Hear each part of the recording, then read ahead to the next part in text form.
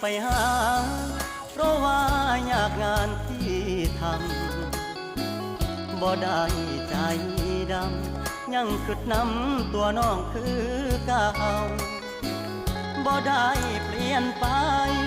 หัวใจอ้ายยังห่วงเจ้าบ่ได้ปล่อยให้เงาเสาร์อาทิตย์ติดงานโอทีได้แต่โทรหาน้องคงจะไม่ว่ากันบ่เคยเปลี่ยนพันสัญญาหากมันคนดีบ่ได้กักมีกิ๊กบ่ได้หลีกสัญญาที่มีย้อนงานยุ่งอีหลีคนดีอย่าเครียดอายเด้อขอหาสุมือเจ้ามาคือน้อยใจเฮ็ดหยังหยุดงานวันวางจะเดินทางเพื่อไปพบเจออย่ามาสงสัย